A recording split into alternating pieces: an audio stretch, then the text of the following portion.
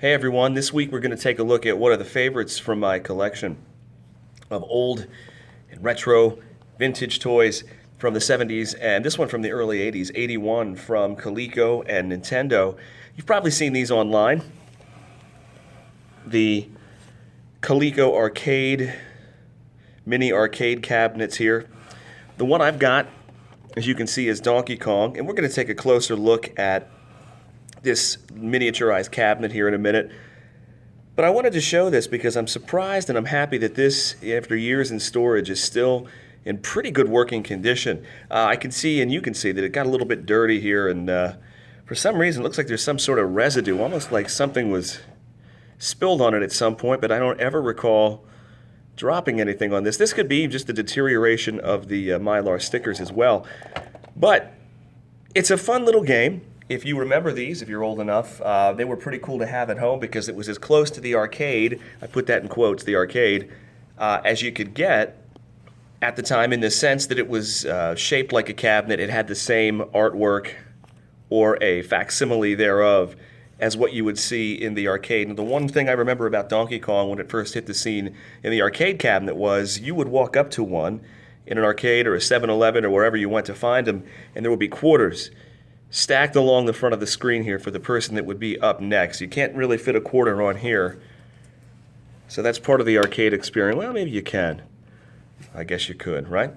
But that's part of the arcade experience they couldn't quite bring home. And the arcade at this point, in the early 80s and through most of the 80s and in the early 90s, was the place to go for the most cutting-edge video presentation, gameplay that you could go. I mean, now it's all, of course, on home consoles with the power we have of the Xbox and the PlayStation. The arcade is, in a lot of ways, irrelevant anymore. But as a 6-year-old in 1981, this thing was fantastic, right, with the artwork, like I said, close to the arcade. I'm going to turn this on here. If you've never seen one of these in action, we'll take a look at it looks like here.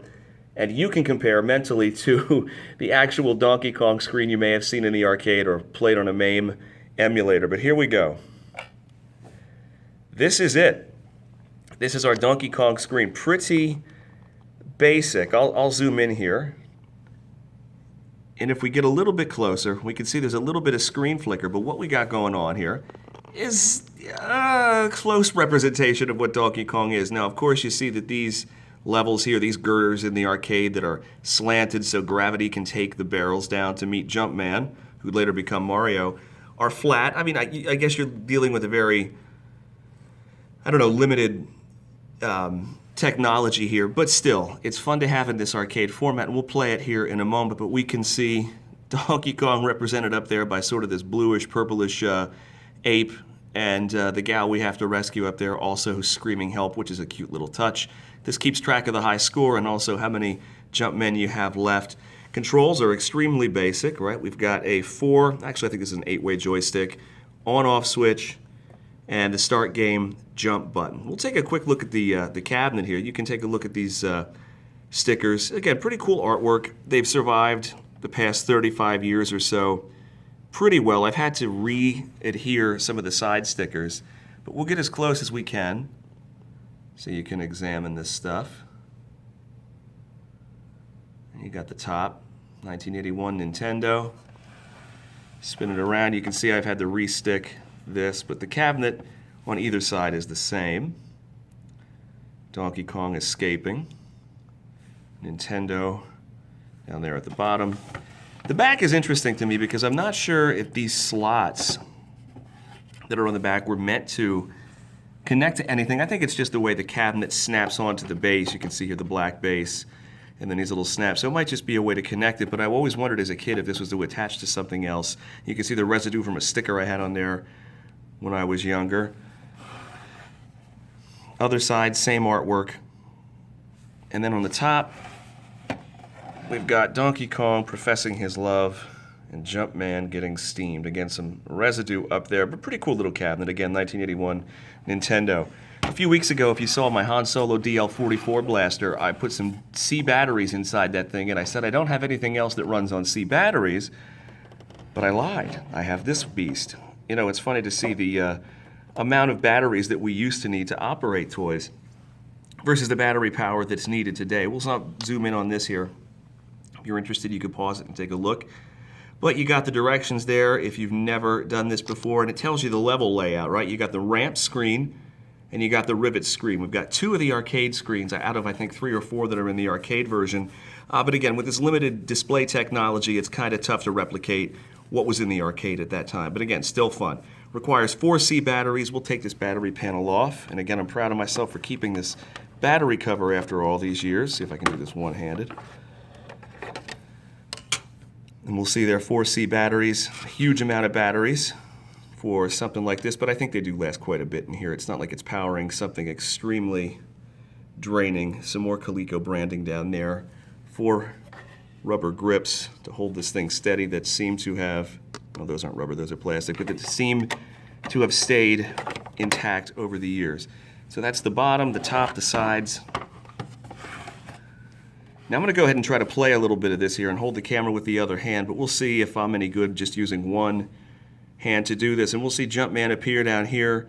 We've got the hammer. The interesting thing about the hammer in this version is you can only grab the hammer for points. You can't actually grab it and smash any of the barrels that are coming down. It's just a points thing.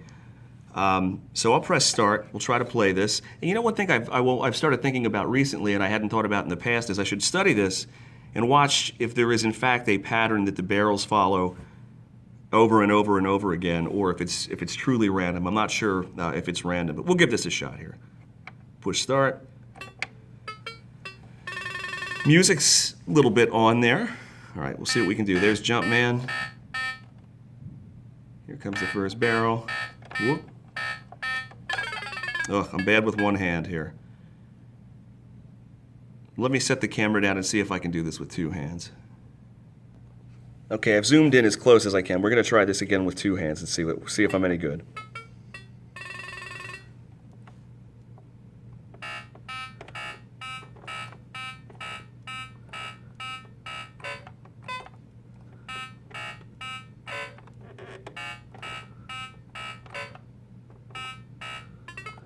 Look at that. All right, we'll try the rivets level here. If you remember from the arcade, what you had to do is jump over or walk across the little rivets to break the platform down under Donkey Kong, and then he would fall down and smash his head on some bricks. Whoops. And you would rescue your girlfriend. I'm going to try to do this from the top down.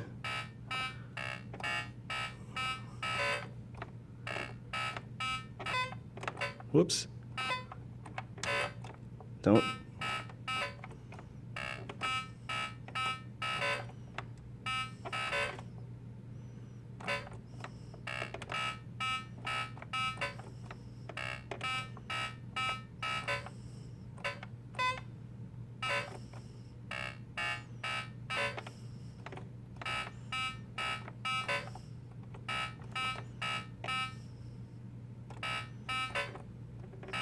I don't know what the best angle of attack is here for that last rivet. Okay, they're splitting up.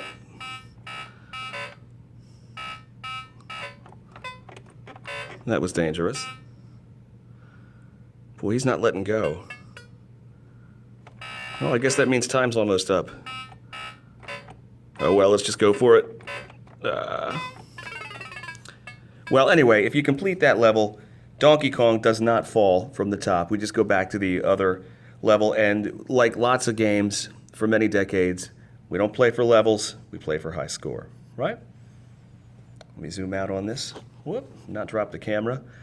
Pretty cool look at a little piece of video game history here from the early 80s. You could have gotten a Pac-Man version or a Zaxxon. I think there was a Frogger as well. And lately online I've seen a lot of conversions of these old mini cabinets into MAME emulators, which are, boy, that would have been fantastic in 1981 to have arcade quality and a screen this size, but hey, just a dream then.